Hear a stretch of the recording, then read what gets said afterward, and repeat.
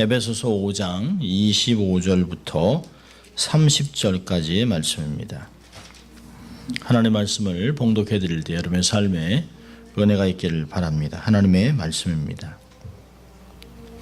남편들아 아내 사랑하기를 그리스도께서 교회를 사랑하시고 위하여 자신을 주심같이 하라.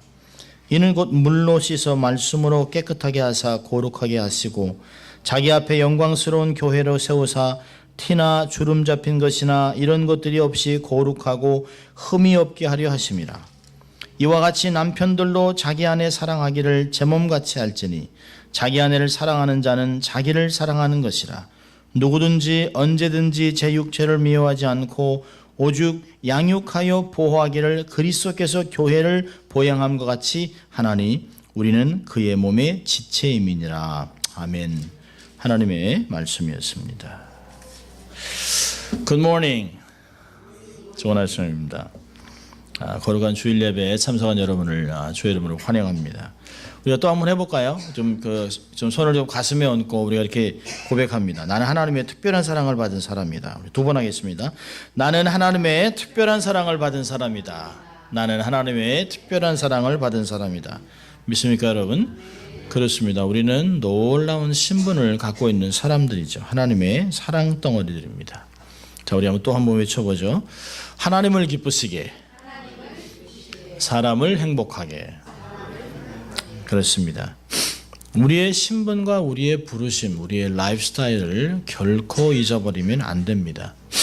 세상은 우리로 하여금 낙심하고 낭망하고 좌절하고 어떤 면에서는 극단적인 결정을 하도록 우리를 몰아붙입니다. 결코 우리의 평안함을 그냥 놔두지 않습니다. 인생이 그렇게 평안하셨습니까? 지금까지 살아오시면서? 아니에요. 돌아보면 참으로 험악한 인생을 살았다라고 한 야곱의 고백이 우리의 고백일 수도 있습니다. 비록 30년을 살았던 50년을 살았던 80년을 살았던 그 인생은 결코 눈물 없이는 들을 수 없는 그런 이야기들입니다. 그런데 지금까지 견딜 수 있었던 것은 하나님의 은혜라고 하는 것입니다. 이 하나님의 은혜가 변하지 않고 앞으로도 계속 주를 만나는 그날까지 계속될 것을 믿을 수 있기를 바랍니다. 그래서 우리는 힘들고 어려운 중에서도 낙심하는 것이 아니라 오히려 당당하게, 오히려 하나님을 믿고 하나님의 백을 믿고 당당하게 살아가는 사람들이 되는 것입니다. 자, 오늘은 전통적으로 어머니 주일, 어버이 주일로 섬기는, 교회력으로 보면 가정의 달의 둘째 주는, 첫째 주는 어린이 주일, 둘째 주는 어버이 주일 이렇게 섬깁니다. 우리도 한번 해야죠. 이렇게 또 빨간 카네이션도 달았는데요. 해피 머더스 데이. 그러면 또 아버지는 섭섭하죠. 해피 페어런츠 데이. 영어로는 it doesn't sound good. Yeah. 이 설이 별로 안 좋으면 아버지의 날이 따로 있습니다. 6월 달에. 그렇지만 해피 머더스 데이.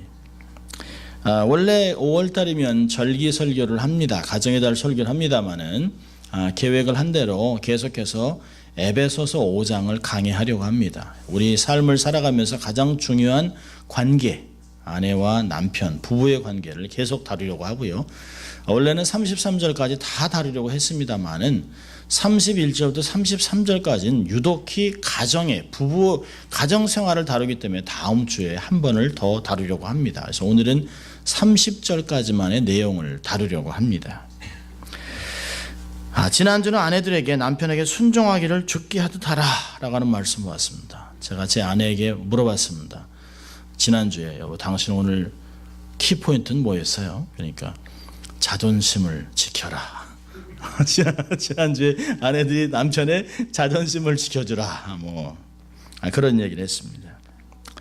오늘은 남편에게 하는 권면을 통해서 깨달음을 얻으려고 합니다. 남편들은 아내를 사랑하라 라고 하고 명령하고 있습니다. 어떤 부부가 부부싸움을 너무 크게 했습니다. 그래서 갈라서기로 결정했어요. 그래서 화가 아주 그냥 정말 머리끝까지 치민 남편이 아내에게 큰 소리, 당신 거 갖고 다 나가 그랬습니다. 당신 거 갖고 집에서 다 나가, 다 챙겨서 나가라고. 그래서 화가 난 아내가 가방에서 큰 가방을 갖고 나왔습니다. 그래서 당신 일로 들어와 그랬습니다. 가방으로 들어와. 그러니까 참 남편이 그 얘기를 듣고서 기가 막혀가지고 이게 무슨 소린가 하다가도 깨달은 게 있습니다. 아, 이렇게 뭐 치거니 받거니 싸우고 이렇게 막 해도 내 아내는 나를 삶의 전부로 생각하는구나. 나는 아내를 그냥 가정의 어떤 한 부분으로 생각했는데 아내는 나를 삶의 전부로 생각하고 있구나 라고 하는 걸 깨달았습니다. 여러분, 아내가 가장 원하는 건 뭘까요? 남편 자체입니다. 남편 자체. 어떤 분이 이렇게 썼습니다. 남자의 길에서 여자는 에피소드가 될지 몰라도 여자의 길에서 남자는 히스토리가 된다. 어떻게 이렇게 말들을 잘 쓰는지 몰라요. 여러분, 아내가 남편에게 정말 원하는 것은 든든함입니다. 든든함. 가정의 든든한 기둥이 되는 것이에요. 세파에 바람이 부는 데서 이렇게 든든하게 서서 바람을 막아주는 역할을 해주기를 원하는 것이죠. 다른 도움은 크게 못 준다 할지라도 든든하게 아내를 지켜줄 수 있는 그런 보호막, 기둥이 되는 것입니다. 몇 년간 병치를 하던 남편이 세상을 떠나자 그 아내 되는 분이 이런 얘기를 했습니다. 목사님, 남편이 비록 병상에 누워 있어서도 그때가 든든했습니다. 그분은 그랬어요. 이렇게 침상에 가면 자기만 보고 눈만 끔뻑끔뻑 하는 남편한테도 여보, 그럼 남편이 끔뻑끔뻑 한다는 얘기예요. 그래도 그 얘기 했답니다. 여보, 살아있어서 고마워. 살아있어서 고마워라고 했다는 거죠. 그런데 말 한 번 못하고 아내만 보고 꿈뻑꿈뻑 눈만 꿈뻑꿈뻑 하는 남편이 살아있을 때가 그때가 든든했다는 것이에요. 우리 권사님 어떠세요? 그래도 어르신 계실 때가 좋았죠? 그런 거예요. 세상이라는 게 그런 것입니다. 아내가 잘못했을 때 남편의 든든함을 보여줘서 아내를 감동시킬 수 있는 좋은 기회를 만들어야 합니다. 괜히 아내가 잘못하면 꽁하니 잡고 있다가 그걸로 꼬투리를 삼으려고 하는 사람들이 있습니다. 예를 든다면 차 사고가 났습니다. 차 사고가 덜컥 났습니다. 아내가 얼마나 놀랬겠어요. 여보, 차 사고 났어요. 근데 남편이 딱 거기다 대고 아니 이게 운전을 어떻게 했길래 내가 평상시 얘기한 대로 한 거 뭐야 도대체 뭐야 나 바빠 죽겠는데. 그 아내는 차 사고 난 것보다 마음이 상하는 거죠. 근데 그럴 때 얼마나 좋은 기회입니까? 괜찮아? 안 다쳤어? 그래, 그건 뭐 차는 다 고치면 되는 거죠. 당신만 안 다치면 되지. 그게 중요한 것입니다. 제가 그랬거든요. 매 순간을 선택을 잘하는 것이에요. 우리의 삶 속에서 매 순간을 기회로 선용하는 것입니다. 남녀가 결혼해서 살면 남자도 힘듭니다. 여자도 힘들고 각자 20몇 년씩 30년을 각자 다른 삶으로 살아왔다가 둘이 하나 되려니 얼마나 힘이 들겠습니까? 그런데 누가 힘든가 가만히 생각해 봤습니다. 아이고, 힘든 건 여자가 더 힘들더라고요. 결혼해서 아이를 뱃속에 10달을 아이고, 저는 한 달도 못 데리고 있을 것 같아요. 아이를 배에 이렇게 안고 다닌다? 차라리 살이 낫지. 살은 움직이진 않잖아요. 아이를 막 툭툭 차고 뭐 그냥 뭐 그러죠. 아이를 낳는데 또 얼마나 힘들어요. 또 아이가 울면 또 그 아이를 또 그냥 밤새 또 뒤치닥해야죠. 아프면 돌봐야죠. 뭐 학교 보내죠. 뭐 남편 밥 해주죠. 뭐 모든 걸 다 합니다. 그런 걸 보면 저는 가끔 하나님 감사합니다. 제가 여자가 아닌 것이라 너무너무 감사합니다. 남편인 게 너무 감사합니다 생각합니다. 한국에서 전업 부인, 전업 아내, 그러니까 집에서 아무것도 안 하는 전업 가정주부의 그 연봉이 얼마가 될 것인가를 계산했습니다.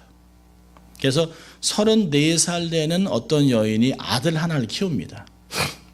그 아들 하나를 키우는데 아이를 키우고 빨래하고 밥하고 이런 걸 다 계산해서 하루에 14시간을 일한다 계산을 했습니다.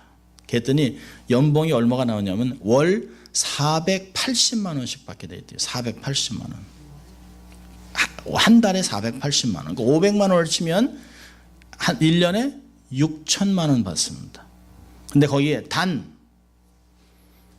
이것은 아내가 아이가 아파서 밤새 돌본 그리고 약을 제조해주고 이런 모든 것을 제외한 최소의 임금을 준 거예요. 그래서 병원에서 할 수 있는 응급처치 이런 것까지 다 계산을 하면 1억 4천만 원은 최소한으로 받아야 된다는 거예요.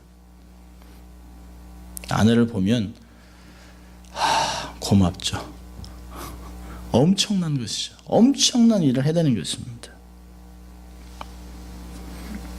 참 이렇게 아내들이 고생을 많이 하고 정말 그렇게 힘든데도 시집을 가는 것은 오직 남편 하나, 남편의 사랑을 받기를 기대하는 마음으로 결혼을 하는 것이죠. 여러분 오늘 바울이 남편들에게 이야기하면 내 아내를 사랑해라. 이 사랑이라는 단어 여러분 지난주에도 봤습니다만 아내들에게 남편에게 주 안에서 남편에게 복종하라는 단어는 석절 중에 딱 한 단원이 나왔습니다. 한 단어. 근데 오늘 나와 있는 25절부터 30절까지는 사랑하는 단어가 줄기차게 나옵니다. 사랑하는 단어가 아가페라는 단어입니다. 조건 없는 하나님의 사랑을 가지고 아내를 사랑하라는 것이에요. 아내를 사랑하라. 바울이 아내에 대한 권고가 소극적입니다. 주 안에서 복종하라. 책임은 누가 다 지는 거예요? 책임은 다 남편이 지는 것이에요. 남편의 사랑이 훨씬 더 큽니다. 그래서 남편에게는 보다 적극적인 강한 표현을 쓰는 것입니다. 남편의 책임이 원체 크기 때문에 아내에게는 복종하라 라고 하는 단어를 쓰고 남편에게는 이 복종이 전제된 상태에서 이 사랑이 전제된 상태에서 아내의 복종을 이야기하는 것입니다. 저를 어떤 사랑을 이야기할까요? 본문에서는 세 가지의 사랑을 이야기하고 있습니다. 오늘 본문을 보면 남편들아 아내 사랑하기를 그리스도께서 교회를 사랑하시고 위하여 자신을 주심같이 하라라고 얘기하고 있습니다. 여기에 중요한 게 있어요. 자기 자신을 내어준 것 같은 희생적인 사랑이 아가페상이라는 얘기예요. sacrificial love라는 거죠. 희생하는 것. 주님이 교회를 사랑한 것이 사랑하라. 교회를 위해 자신을 주신 것 같이 사랑해라. 이게 뭘까요? 남편들은 아내를 위해 죽으라는 거예요. 남편들은 아내를 위해서 희생하라는 것이에요. 삶의 모든 자존심, 모든 것들을 다 내려놓고 아내를 위해서 다 희생하라는 것입니다. 그게 여기서 얘기하는 자신을 주심같이 하라고 하는 것입니다. 성경은 남편에게 아내를 위해 희생하라고 합니다. 세상은요, 남편의 성공을 위해서 아내에게 희생을 요구하고 있습니다. 근데 우리는 어떤 것을 택해야 될까요? 우리는 성경의 가르침을 택해야 합니다. 성경은 남편에게 머리된 남편, 가장에게 아내를 위해 죽으라 얘기하고 있습니다. 아내를 위해서 남편이 모든 것을 희생하라고 얘기하고 있습니다. 예수님이 죽음으로 교회가 세워졌습니다. 남편이 죽으면 아내가 세워집니다. 아내가 영광을 얻습니다. 아내가 아름다워집니다. 성경은 남편이 가정의 머리임을 분명히 가르치면서 남편이 머리 대신 남편에게 아내를 위해 반드시 너는 죽어야 된다라고 명령하고 있습니다. 희생하라고 얘기하고 있습니다. 세상은 그렇게 가르치지 않습니다. 남편이 희생해야 아내가 삽니다. 아내가 살면 가정이 삽니다. 아내가 살면 자녀들이 살 수 있습니다. 여러분 남편은 아내의 어떠함과 상관없이 조건 없이 아내를 사랑해야 합니다. 왜 성경에서는 사도 바울이 남편들은 아내 사랑하기를 그리스도께서 교회를 사랑한 것 같이 그리스도께서 교회를 위해서 희생한 것 같이 그렇게 하라고 얘기할까요? 여러분 이 말씀을 가만히 생각하면서 우리의 구원을 생각해 봐야 합니다. 우리는 어떻게 구원을 받았는가? 우리는 구원받을 만한 조건이라고는 하나도 없습니다. 우리가 잘났기 때문에 배경이 좋기 때문에 똑똑하기 때문에 어떤 것을 했기 때문에 구원받은 것이 아니에요. 로마서 5장은 이렇게 얘기합니다. 우리가 아직 죄인 되었을 때 그리스도께서 우리를 위하여 죽으심으로 하나님께서 우리에게 대한 자기의 사랑을 확증하셨느니라. 우리는 조건 없는 사랑을 받은 성도들입니다. 그렇다면 아내는 어떤 사람일까요? 남편의 조건 없는 사랑을 받는 존재라는 것이에요. 남편은 아내를 아무 조건 따지지 아니하고 희생적인 사랑을 해줘야 합니다. 여러분, 교회의 영적인 리더를 어떻게 세워야 할까요? 교회의 영적인 리더는 설교를 잘하기 때문에, 성경을 잘 가르치기 때문에, 장로이기 때문에, 집사이기 때문에, 그들이 구역을 잘 인도하고 교회를 충성되게 섬기고 성경을 잘 가르치고 기도를 아주 기가 막히게 하고 헌금을 잘하고 이런 것으로 리더의 평가를 삼아서는 안 됩니다. 교회의 진정한 영적 리더는 아무도 보지 않는 가정에서 자기 아내를 어떻게 취급하고 자기 아내를 위해서 어떻게 사랑하고 헌신하고 자녀들을 양육하고 있는 것에서 평가되어야 하는 것입니다. 집에서는 폭군같이 굴면서 교회 와서는 청산유수의 기도를 하는 것, 그들은 결코 교회의 리더가 될 수 없습니다. 저는 교회가 왜 어려울까요? 가정에서 경건이 무너졌기 때문에 교회가 무너지는 것입니다. 정말 가정에서 남편이 그리스도같이 아내를 위해 희생하고 자기의 모든 것을 내려놓고 권리를 포기하고 가정을 섬겼다면 그런 사람들이 모인 교회에서는 권리를 주장할 길이 없습니다. 정말 그렇게 희생을 배우고 희생을 실천했던 사람이라면 교회에 와서 기득권을 주려고 하지 않습니다. 교회의 문제는 가정의 문제입니다. 그래서 사도 바울은 5장 21절부터 6장 9절까지 엄청난 양을 할애하면서 인간관계에서 있을 법한 6가지의 모든 관계를 이야기하고 있습니다. 그 관계의 주춧돌이 뭘까요? 그리스도를 경외함으로 피차 복종하라는 것이에요. 그러면서 아내여 주 안에서 남편에게 복종하라. 남편들아 아내를 사랑하라. 그리스도께서 교회를 위해 자기를 내어준 것 같이 그렇게 사랑하라고 이야기하고 있습니다. 여러분, 세상은 남자들에게 마초가 되라고 얘기합니다. 가정을 통치하고 왕같이 군주같이 다스리고 가정에서 자기가 원하는 꿈을 다 펼쳐가면서 가정의 중심이 되고 마음껏 원하는 것 누리라고 이야기합니다. 여러분, 그렇지 않습니다. 그러나 하나님은 크리스천 남편들에게 그리스도가 교회를 사랑하고 희생한 것 같이 죽은 것 같이 아내를 위하여 자기 자신을 내려놓으라고 이야기하고 있습니다. 그것이 아가페 사랑이라고 얘기하고 있습니다. 그럼 제가 계속 저희 교회 교우들에게 설교하는 게 뭘까요? 세상에서 성공하는 걸 얘기하는 것이 아닙니다. 하나님의 사람으로 삶의 현장에서 빛과 소금의 역할을 감당하면서 살아가자는 것이에요. 세상에서 어떤 위대한 일을 감당하는 것이 아니라 하나님이 부르신 삶의 현장에서 하나님의 방식대로 하나님의 말씀을 지켜가면서 하나님의 역사를 이루자는 것이에요. 희생 없이는 결코 이루어지지 않는 사랑을 이야기하고 있습니다. 자, 두 번째는 어떤 사랑을 이야기할까요? 정결케 하는 사랑을 이야기합니다. 26절과 27절을 보면 이런 말씀이 있어요.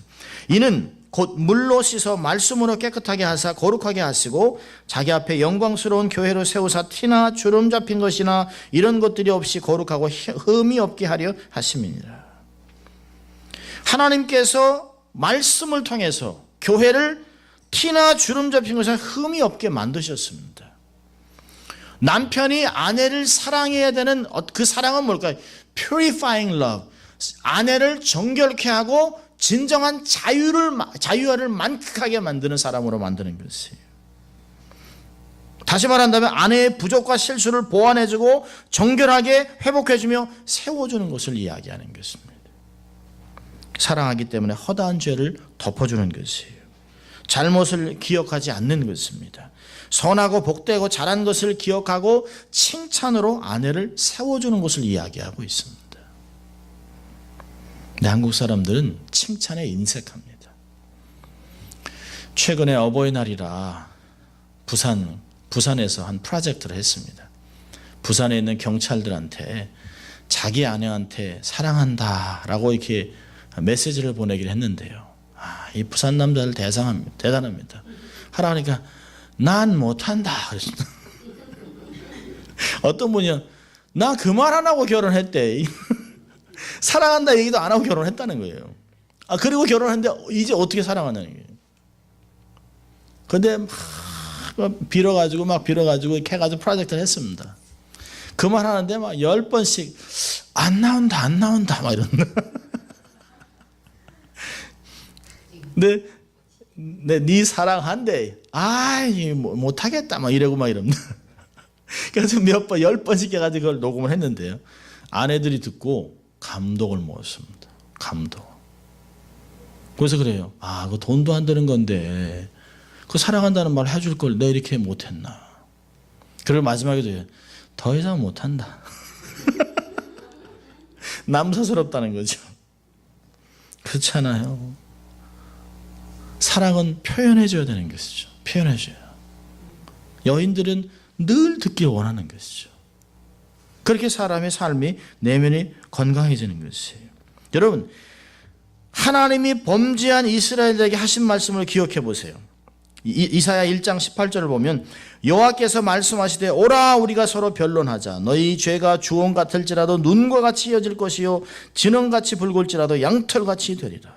예레미야 31장을 보면 그들의 죄악을 사하고 다시는 그 죄를 기억하지 않겠다. 여러분, 하나님이 우리의 죄를 기억하지 않는다면 왜 우리는 아내의 작은 실수를 꼬투리 잡아서 그걸로 기선을 제압하려고 하냐는 것이에요.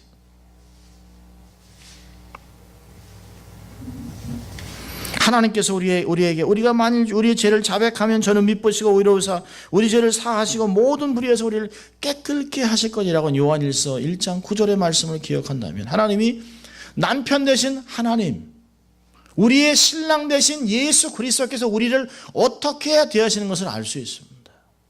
우리의 과거의 잘못을 기억지 아니하시고 동에서 서가 먼 것 같이 우리의 죄를 기억지 아니하시고 오늘도 나를 사랑하는 자여 나의 아내여 라고 고백해주고 있다는 게 있습니다. 그리고 우리 위해 돌아가시고 부활하신 것을 말씀하고 있습니다. 여러분, 고대 그리스 시대에는 결혼을 앞둔 신부를 주위에 있는 사람들이 가족과 함께 많은 사람들이 강으로 데리고 갑니다. 그리고 강으로 데려가서 그 신부될 여인을 깨끗하게 씻는 정결 예식을 합니다. 그러면서 어떤 걸 얘기해요?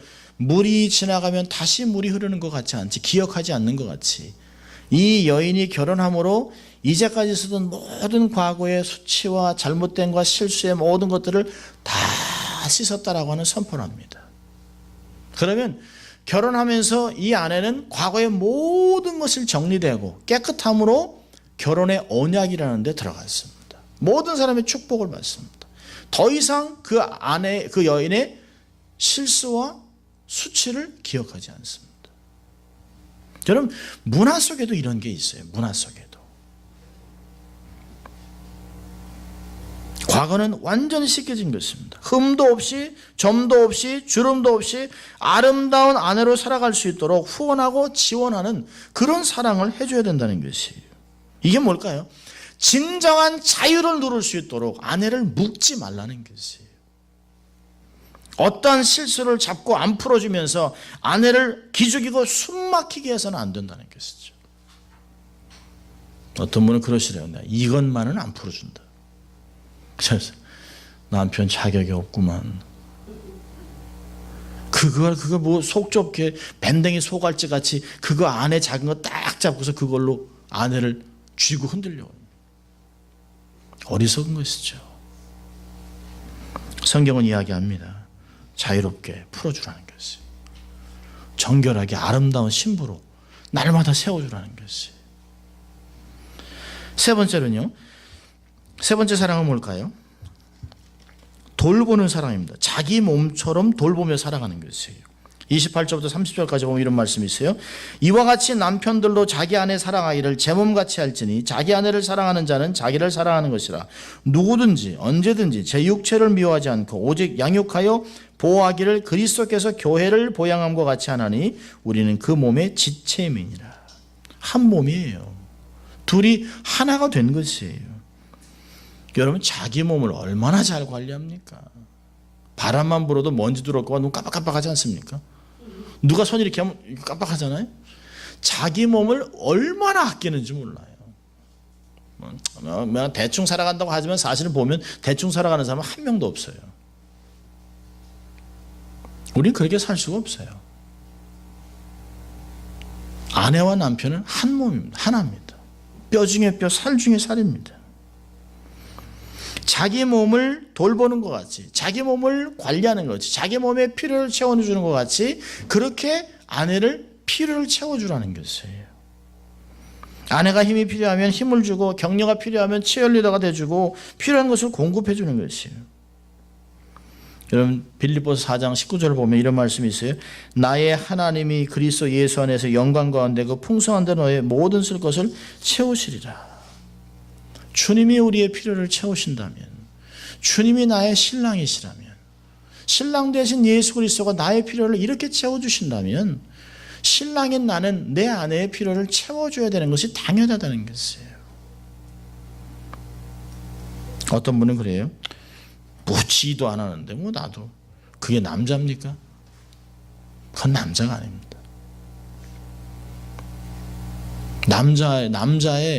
남자의 그 사람의 됨됨이는 그 사람의 마음에 크게 달려 있습니다. 마음 씀씀이. 등치가 작고 크고 문제가 아닙니다. 남자가 어떻게 마음을 쓰고 있느냐가 중요한 것입니다. 그래서 사람을 볼 때 그 사람의 마음의 크기로 남자를 평가하라는 것이에요. 그 마음의 품에 아내가 안기는 것이에요. 안식을 얻는 것이에요. 아내의 필요를 충분히 공급해주는 사랑을 의미하고 있습니다. 아내를 단순히 요리사로, 집안 청소부로, 가끔 동반자로, 성적인 파트너로 여기는 것은 잘못된 것입니다. 아내는 나의 모든 것입니다. 아내 하나님이 내게 주신 귀한 보배이기 때문에 사랑해주고 돌봐야 되고 가꿔야 합니다. 양육해야 합니다. 옛말에 있잖아요. 아내와 집은 가꾸기 나름이다. 얼마나 맞는지 몰라요. 자, 그렇다면 우리가 왜 아내를 사랑해야 합니까? 사랑해야 될 이유가 크게 두 가지가 있습니다. 첫째로는 남편이 아내를 사랑해야 될 이유는 하나님이 주신 복이기 때문에 그렇습니다. 전도서 9장 9절은 이렇게 얘기합니다. 내 평생 헛된 평생의 모든 날 곧 하나님이 해 아래에서 내게 주신 모든 헛된 날에 사랑한 아내와 함께 즐겁게 살지어다. 이는 내가 일평생의 해 아래에서 수고하고 얻은 분복이니라. 자식이 아닙니다, 여러분. 가장 어리석은 부모는 자기 자식에게 모든 것을 거는 것이에요. 그렇게 걸은 자식이 끝까지 여러분 지켜줍니까? 아니요. 시간 되면 날아가더라고요. 자기 사랑하는 사람이 있으면 말 안 들어요.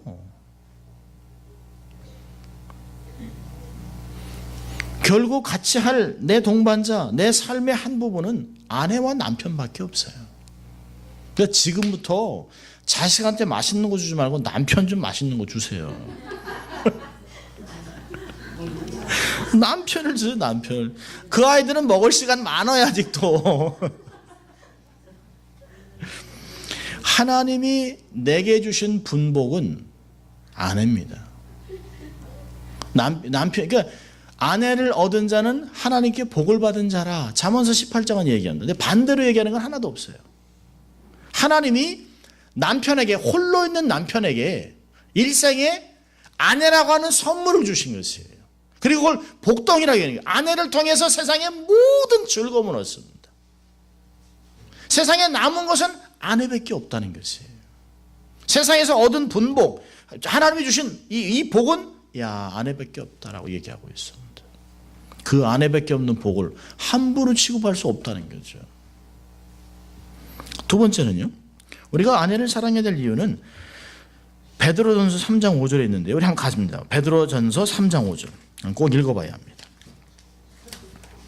베드로전서 3장 7절입니다. 3장 7절. 3장 5절이 아니라 3장 7절입니다. 베드로전서 3장 7절. 여기도 남편 된 자들아 이렇게 얘기하고 있습니다. 우리 같이 읽습니다. 남편 된 자들아 이와 같이 지식을 따라 너희 아내와 동거하고 저는 더 연약한 그릇이요 또 생명의 은혜를 유업으로 함께 받을 자로 알아 귀히 여기라. 이는 너희 기도가 막히지 아니하게 하려 함이라. 신앙의 형통을 위해서 아내를 사랑하라는 것이에요. 여기서 몇 가지 있잖아요. 더 연약한 그릇입니다. 어떤 사람이 결혼을 했어요. 부부싸움을 대판하고 친정으로 가버렸습니다. 화가 난 남편은 이번 기회에 버릇을 고쳐놓겠다고 단단히 아주 마음 먹고 있습니다. 그리고 안 찾아갑니다. 전화도 안 합니다. 친정에 온 딸을 본 부모의 마음은 찹찹합니다. 저는 딸을 둘을 키우고 있기 때문에 이런 글들을 보면 이게 과연 어떨까 하는 생각을 합니다. 그래서 이 친정 부모가 일단 딸을 집에 쉬어라 좀 쉬었다 가라. 김서방 또 가면 또 뭐라 그래라. 좀 쉬어라. 며칠 푹 쉬어라. 그래서 콜다운하게 했습니다. 그래서 친정 아버지가 이게 편지를 하나 썼습니다. 편지 하나 다 써가지고 인봉을 해가지고 이거 가면 아무 얘기하지 말고 아빠가 줬다고 얘기하고 김서방한테 주거라. 뭔데 딸이 또 돈이야? 아니 갖다 줘라. 그러니까 벌써 딸들은 신기하죠. 그렇게 해서 화가 나서 왔는데도 집에 갈 때쯤 되면 남편하고 가족들 생각해서 집에서 가져갈 생각만 하는 거예요. 김치, 뭐가 된장 이런 거 가져. 아빠 돈이야? 이러고. 아니 돈이 아니다. 그러니까 가져갔어요. 그래서 이제 딱 남편을 보니까 또 이제 화가 났어요. 그래서 이제 아빠가 주래. 그래서 줬습니다. 그래서 이게 뭐 보자마자 또 뭐 아빠가 주래. 그래서 이제 딱 펴봤습니다. 딱 펴봤더니 짧게 있어요. 취급주의, 깨어지기 쉬움. 그러니까 그 남편이 알았어요. 내가 아내를 잘 돌봐야 되겠구나. 쉽게 깨어지기 쉬운 그릇을 내가 깨우면 안 되겠다. 참 지혜로운 장인의 지혜로운 또 이 사위입니다. 여러분 성경에는 아내를 연약한 그릇이라고 얘기합니다. 어떤 분은 그래요. 나보다 더 건강해요 이 사람. 그렇지 않아요. 그런데요 비록 깨어지기 쉬운 질것이지만 두 가지가 있습니다. 그 그릇 안에는 남편을 행복해지는 보배가 담겨져 있어요. 이 두 가지 뭐라고 얘기합니까? 생명의 은혜를 유업으로 함께 받을 파트너라는 것이에요. 혼자서는 받을 수 없는 것들이 있어요. 남자 혼자서는 받을 수 없는 게 뭘까요? 자녀를 낳을 수 없어요. 가장 큰 유업은 뭘까요? 자식이 가장 큰 유업입니다. 그러니까 이 아내가 있어야 내 가정에서 자녀를 낳을 수 있어요. 유업을 얻을 수 있어요. 또요, 한 손으로 안 되는 두 손으로 하는 것들이 굉장히 많이 있다는 것이에요. 또 하나는요, 두 번째는 뭘까요? 기도가 막히지 않게 하기 위해서. 아내를 귀하게 여기고 돌봐야 될 이유가 뭐예요? 기도가 막히지 않기 위해서. 여러분 남편을 머리라고 그랬는데 머리가 막혀 있으면 온몸에 영양분을 받지 못합니다. 남편이 마치 하나님이 가정에게 주는 축복의 통로에 딱 한가운데 서 있는 거예요. 그리고 여기서 막 성질을 부리고 아내에게 함부로 대하고 막 분노하고 막 폭행을 하고 막 이러면 하나님의 축복이 우리의 삶에 들어올 수가 없다는 거예요. 여러분 아무리 신앙생활을 열심히 해보세요. 신앙이 아닙니다만은 아무리 교회에서 봉사하고 아무리 헌금을 많이 막 해도 아내를 함부로 취급하고 아내를 함부로 대하면 하나님이 기도를 응답 안 한다는 거예요. 그럼 기도 응답하지 않으면 하나님의 축복이 들어올 길이 없어요. 우리 경건의 열매가 맺힐 길이 없습니다. 하나님 얘기하잖아요. 내가 정말 기도에 응답받고 싶으냐, 네가 정말 경건의 열매를 거두고 싶어? 아내를 귀하게 여겨. 연약한 그릇이기 때문에 깨지고 싶기 때문에 잘 돌봐. 그리고 잘 귀하게 보석과 같이 보배같이 잘 돌보더라. 이렇게 성경이 이야기한 것입니다. 신앙도 열심도 소용이 없어요. 기도가 응답되지 않는다면. 허공을 치는 기도를 해야 무슨 소용이 있겠습니까? 하나님이 듣지 않는데요. 하늘의 축복이 삶에 들어오지 않습니다. 오래전에 경험했던 건데요. 정말 새벽 기도도 열심히 나오고 교회도 열심히 섬기는데 이 삶이 피질 않습니다. 왜 이럴까? 이거 자꾸 이렇게 돌아봤어요. 근데 아내의 얼굴엔 늘 그늘이 있습니다. 아내가 행복하질 않아요. 그래서 한번 이렇게 대화를 나눈 적이 있습니다. 그랬더니 이 남자가 하는 이 집사님이 하는 얘기가 뭐냐면 집에만 가면 분노가 난다는 거예요. 분노. 세상에 하나도 일이 안 풀리는데 아내 가면 아내가 막 그냥 뭐 집도 깨끗하게 안 하고 막 이래가지고 막 분노해서 막 집에서 두집어 엎는다는 거예요. 그리고선 또 내가 이 집에 있는지 아이고 참 일찍 일어나가지고 저 새벽 기도하고 그러는데 제가 웃으면서 새벽 기도할 마음은 생깁니까? 새벽 기도 안 하면 경건하지 않고 새벽 기도를 하면 경건하고 그건 어디서 나온 얘기입니까? 성경에서 얘기한 것은 내게 맡겨진 짝인 아내를 귀하게 여기고 그를 돌볼 때 차라리 새벽 기도 안 나와도 됩니다. 더 주무세요. 그 건강한 몸으로 아내에게 웃는 낯으로 하루를 시작하세요. 아내를 돌보세요. 좀 더 주무시고 집에 가서 차라리 청소를 더 해줘라. 가정의 행복을 위해서 사시라고. 그러니까 자기 막 피곤하니까 집에 가서 막 그냥 힘드는 거예요. 막 그걸 저기 다 세상에선 자기가 막 마음대로 표현 못하니까 아내한테 막 다 쏟아붓는다는 거예요. 이러니 제가 성경을 펴 얘기했어요. 베드로전서 3장 7절 펴보세요. 아니 이렇게 해서 아내를 힘들게 하는데 기도가 막히는데 새벽에 피를 토하는 기도를 해보십시오. 기도가 되나. 내 삶이 먼저 변해야죠. 그런데요, 이분이 서서히 깨닫기 시작했어요. 그리고 아내에게 소리 지르고 막 이런 것들을 줄였어요. 제가 그랬어요. 새벽 기도 한 달만 나오지 마시고 집에서 편히 쉬면서 좀 도와주라고. 근데 아내가 이상해요. 남편이 저러면 변하면 죽는 거 아닌가? 죽을 때가 다 된 건가? 놀래가지고. 근데 이게 하루 이틀 지나면서 아내가 얼굴이 펴지고 하니까 남편도 기분이 좋은 거예요. 그렇게 기도를 하는데 하나님이 길을 열어 막 주셨습니다. 길을 열어주시니까 그때 알았어요. 아, 내가 하나님의 가정에 세운 가장으로 하나님의 축복을 받는 깔대 같은 역할을 해야 되는데 내가 딱 맞고 있으니까 하나님의 역사가 나타나지 않았다. 여러분, 남자는 하나님이 집안의 축복의 통로를 여는 그런 통로로 만들어놨어요. 그래서 머리가 딱 하나님께 열려 있으면 제대로 펑션을 하면 하나님 몸의 모든 것들을 축복을 받게 되어 있습니다. 여러분, 아내라는 단어는 원래 안해라고 하는 단어에서 왔습니다. 이건 모태 아내기가 아니라 집안에 있는 해, 안에 있는 태양, 안해.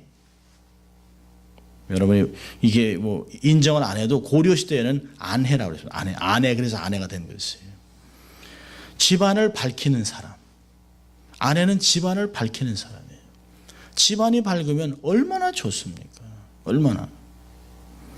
그러면 가정을 밝히면 나도 행복하고 덩달아 기쁨 얻죠. 그러니까 남편은 온도계의 역할을 하면 안 돼요. 온도 조절계 역할을 해야 합니다. 내가 조절을 해줘야 돼요. 아내의 것들을 다 해줘야 됩니다.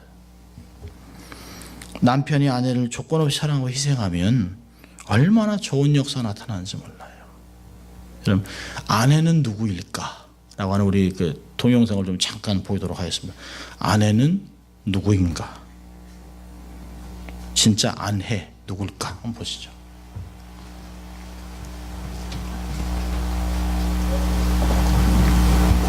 보이세요?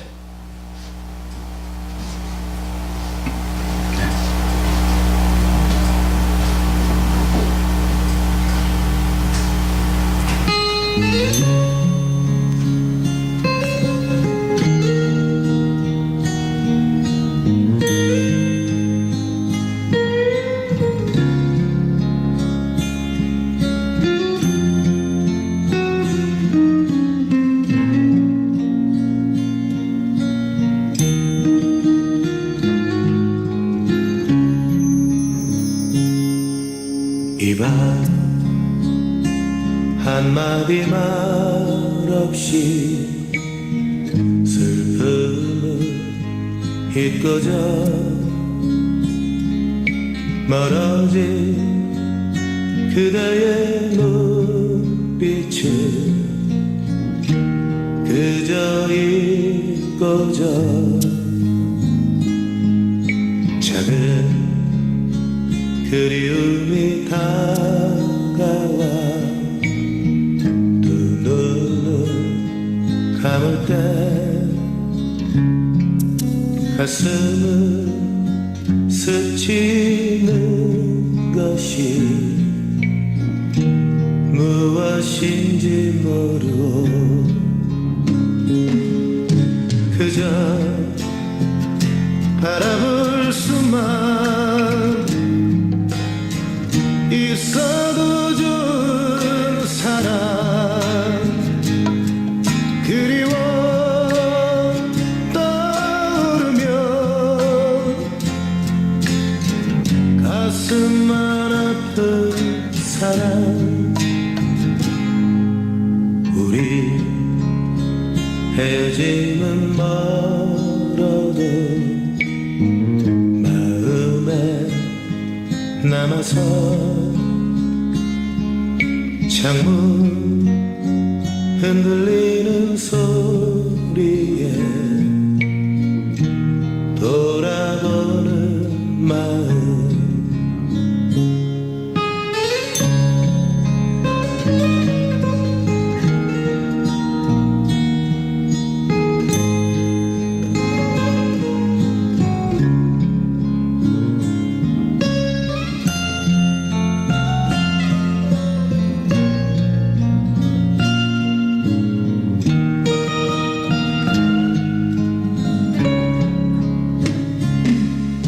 그저